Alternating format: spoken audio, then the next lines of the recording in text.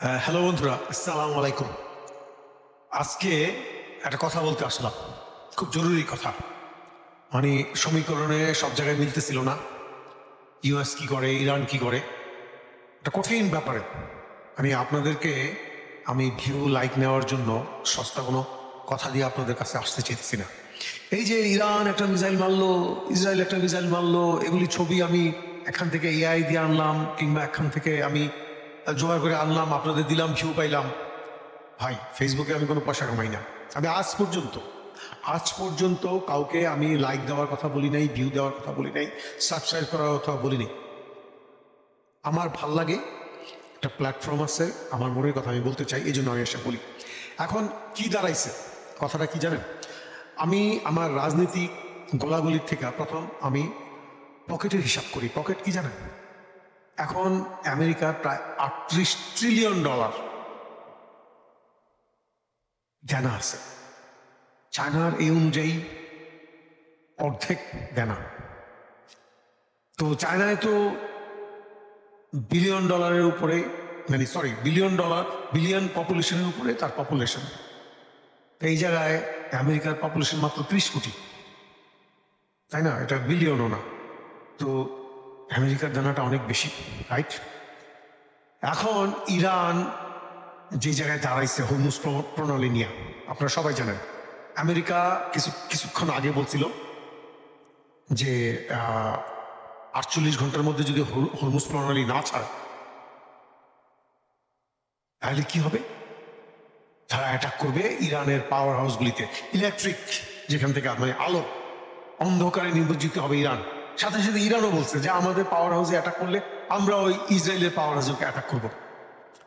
এইটার সাথে সাথে কি হলো জানেন? ট্রাম্প বললো যে 48 ঘন্টা সে বাড়ায়া 5 দিন করে দিল। মানে Trump wants to have a time. আপনি কখন টাইম চাবেন? যখন আপনি দুর্বল। একটা কথা কি জানেন? আমি বাংলাদেশের মানুষকে না ইরান থেকে শিক্ষা নেওয়ার কথা বলতেছি। এই যে হাসিনার মতো 17 বছরের স্বৈরাচারীরা আপনারা খাদাইছেন কিভাবে জানেন? আপনারা প্রচন্ড শক্তি নিয়ে আগাইছেন, সাধারণ মানুষ রাস্তা নেমে আসছে। আসার পরে কি হয়েছে? আবার আওয়ামী লীগকে পুনর্বাসন করার জন্য ইন্ডিয়া বিএনপিকে সামনে ধাক্কায় দিছে, সালাউদ্দিন এদেরকে পালছে। আপনাদের মুসলমান হিসাবে বাঁচতে হইলে ইরানের মতো হইতে হবে, সাহসী হইতে হবে। আপনি সাহসী না হলে সার্ভাইভ করবেন না। দেখেন, দুবাইয়ের এরা সব ইসরায়েলের দালালি করছে। ইসরায়েল, আমি একটা কথা বলি জানেন, 38 বছর আমি নর্থ আমেরিকায় আছি। এরা কিরকম জানেন? এরা ব্যবসাবৃত্তির ব্যবসা করবে, কিন্তু এরা ব্যবসাবৃত্তিতে যাবে না। এরা আরেকজনকে দিয়ে ব্যবসাবৃত্তি করাবে, যেটা দুবাইকে দিয়ে তারা করাইছে। দেখেন, হাসিনা ইসরায়েল থেকে কত ধরনের টেকনোলজি কিনছে, আড়ি পাতার যন্ত্র, এইটা সেইটা, সবকিছু।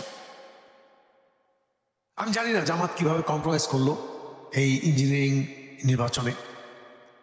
শোনেন, আপনারা গৌতম বুদ্ধ না, রাইট? গৌতম বুদ্ধ হইলে আপনারা বটগাছের তলে চলে যান, নির্বাচনে আসেন না।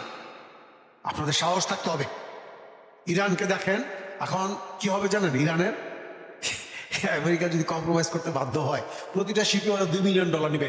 130টা শিপ এভরিডে আসা যাওয়া করে সে হরমুজ প্রণালী দিয়া। তারা এই জায়গায় দাঁড়াইতে গিয়া কতটুকু মানে স্যাক্রিফাইস করছে আপনি চিন্তা করছেন?